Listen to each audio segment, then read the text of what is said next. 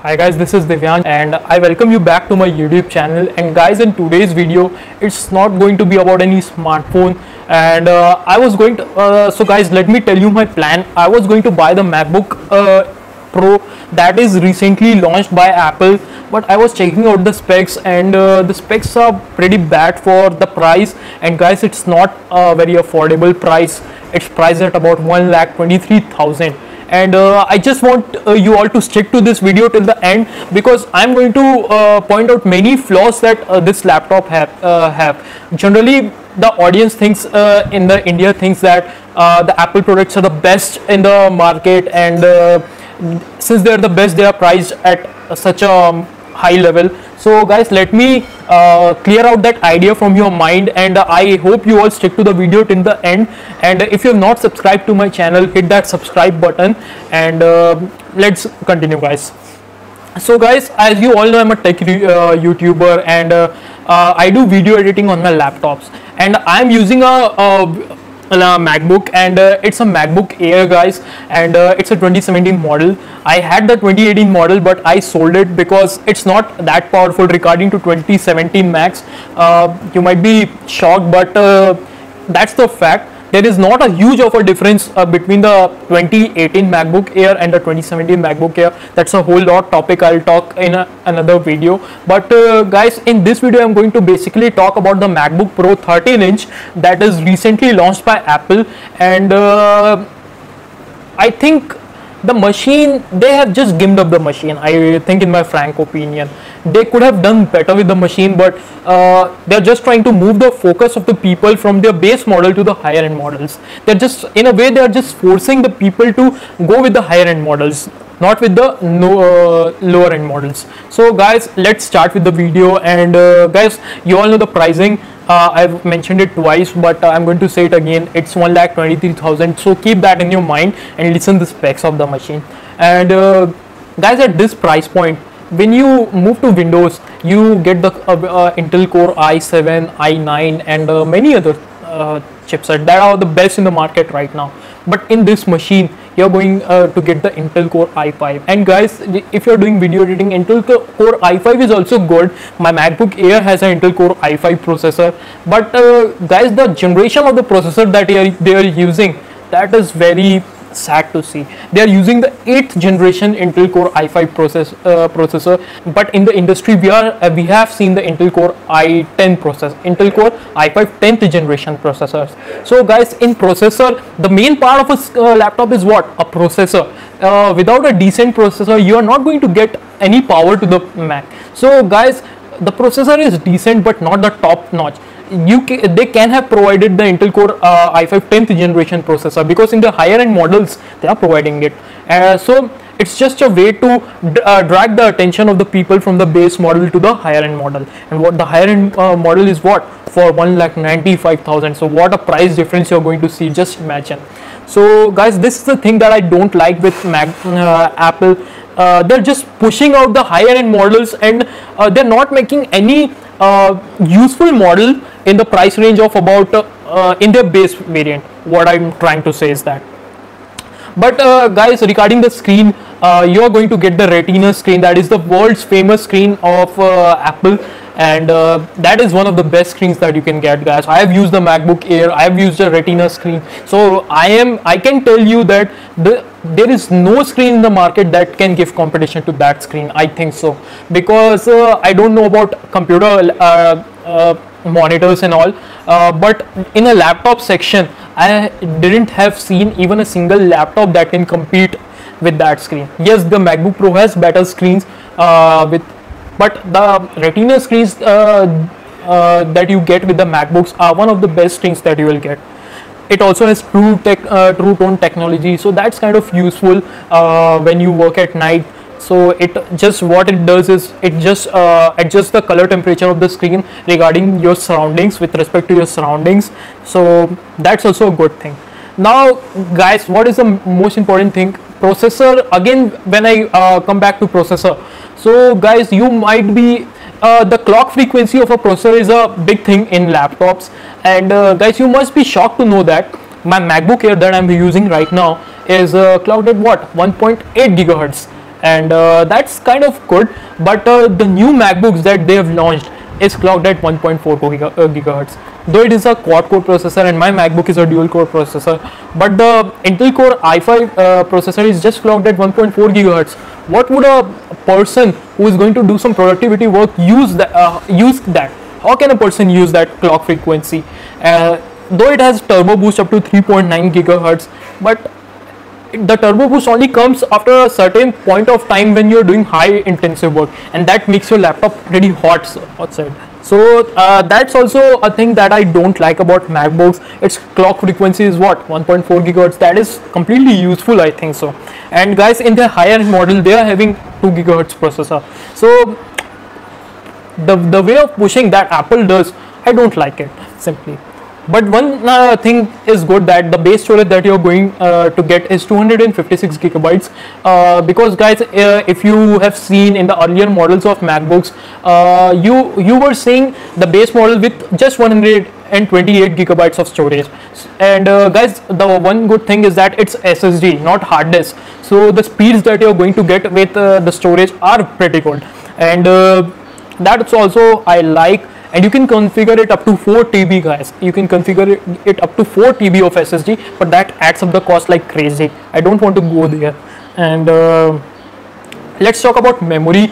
And guys, it has 8 gigabytes of RAM, and 8 gigabytes of RAM is good enough, guys. But if you do video editing and editing, if you're basically inclined towards editing stuff and productivity stuff, 8 gigabytes RAM is also not enough in my frank opinion.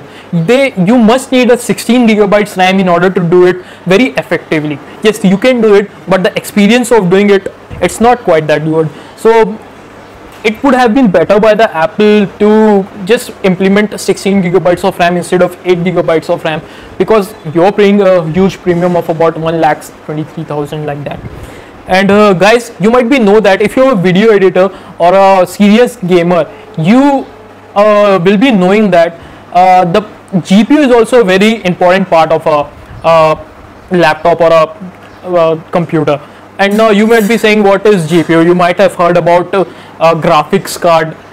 You must be knowing about that. So this MacBook Pro has just inbuilt graphics that Intel provides, that is the Intel Iris Plus 645, but it does not have any external graphic card or an external GPU attached to its motherboard. So that's also kind of a bad thing, because video editing and gaming, these are the two things that require the GPUs the most, and the display is also quite nice. So if they provided GPU, why not provide it of a good quality? But when you see in the Windows counterparts, you can see laptops with way more powerful GPUs, like some of them have AMD GPUs. The Asus ZenBook 13 has a very good GPU, that is the Nvidia 1080 GPU. Now recently they have launched the Asus ROG Zephyrus, and that also has a hell of a GPU, and that's a Windows laptop. So that's also a good thing.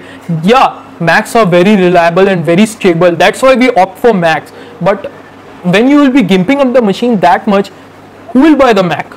Who will be buying the Mac at that price point when you're getting 10 times better product in the Windows counterpart? So that's the thing I don't like about MacBook. And just selling out by its name, the Apple name that we all use, it's just the effect of that the Macs are just being selling up. In India, the MacBook market is not that great, so let's move away from that.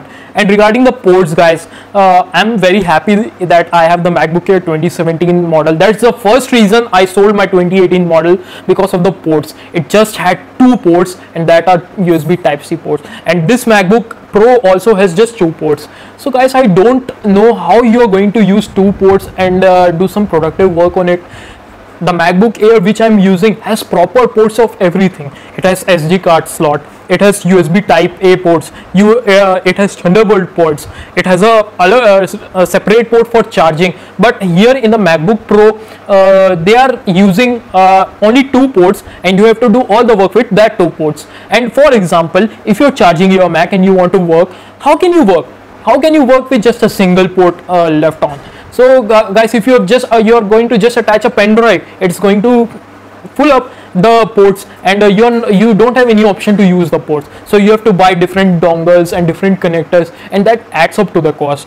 I was checking out Amazon, guys, for the ports and adapters. The adapters, the good quality one, are starting from 7 to 8,000 rupees. So you have to shell out extra 7 to 8,000 rupees for that ports for increasing your ports. So that's a bad thing. I say that's not a good thing by any company. They are trying to they are just trying to raise their monopoly in the market. Regarding the laptop market, Apple is one of the best we know, but none of their base model machines are productive, I feel. So that's also not a good thing. Also, guys, the USB type C ports are Thunderbolt compatible, and it is based on the USB 3.1 flash storage technology. So the read and write speeds that you get from those ports might be very good, very fast, and it also has a headphone jack. They take it out from the iPhone, just put it in the MacBook. I don't get the point of why a laptop should have a headphone jack. I don't get it, because laptops if you're going to watch anything on laptop, you're going to make up the full experience of the speakers. And coming to the speakers, guys, the speakers are also very good, and the one of the best, I would say. The MacBooks generally have very good speakers. Even the 2017 MacBook Air has one of the best speakers in the market, I say, when compared to its Windows counterparts. So it's very good speakers you are going to get. Also, regarding the keyboard and trackpad, the previous MacBooks used to use that silly butterfly mechanism. I didn't have any problem with the butterfly mechanism, because I own a MacBook Air that has that butterfly mechanism, and I didn't mind typing on it. But it generally doesn't feel like you're typing on a keyboard. It generally feels like you're touching the surface. It doesn't have any travel in it. So that's why I didn't like the butterfly mechanism. I didn't have any problem with that, but I didn't like it. But the new MacBook Pro are going to have that scissor mechanism, the new scissor mechanism that Apple has come out with, and it is kind of good. And the MacBook Air, also the keyboards on the MacBook Air are far better than the keyboards on the MacBook Pro, the new MacBook Pros and the MacBook Air recent butterfly mechanism one. So this has the chiclet type keyboards, guys, and it is one of the best for typing. So guys, regarding the keyboard and trackpad, and regarding the trackpad, you don't have to worry. Apple makes one of the best trackpad in the market, so you don't have to worry about that. Regarding the webcam, you just are getting a 720p FaceTime HD webcam. You generally see it in every MacBook, and they are not so good, so just leave it. I'm not going to comment about it without testing it. And regarding the connectivity, guys, it has Bluetooth 5. That is a good thing. You have a Bluetooth 5. So, and regarding Wi-Fi, one gripe I have about Apple is that in the latest smartphones, they are providing Wi-Fi 6, like the iPhone 11 Pro series have that, and iPhone 11 also has that. But this MacBook Pro is not having Wi-Fi 6. Now you might be thinking, what is the importance of Wi-Fi 6? Guys, it is important, because the Wi-Fi standards, as you go on increasing, it increases the range and the connectivity and also increases the internet connectivity. So, and guys, regarding weight, it is a very light laptop. As you all know, it weighs about 1.4 kilogram. It is very compact also, so if you want to just carry it in your backpack and you just want to travel, you won't even feel the weight of the MacBook. It's that light. And it's overall, guys, it's very good. I have stated all the pros and cons of this MacBook, though without testing it, I cannot comment about its performance. But guys, when seeing that specs, a user might be very much frightened about the fact that he's paying a very huge premium for that machine, and then also is not getting the top-notch technology in his laptop. So that's the thing that I don't like. It's not like that Apple produces bad laptops. They produce very good laptops. But why can't just they make a machine that the users, that a middle class man like I am, can buy and use it effectively? One thing I love about Mac, guys, is and why I'm inclined towards Mac, is that the Macs are very reliable, and if you buy a Mac for the full price for new, you are not going to, you don't have to worry for about 4 to 5 years regarding its performance and anything. It works flawlessly. And guys, it has a huge support for future software updates. This is a 2017 MacBook Air, and this is running on the latest version of macOS Catalina.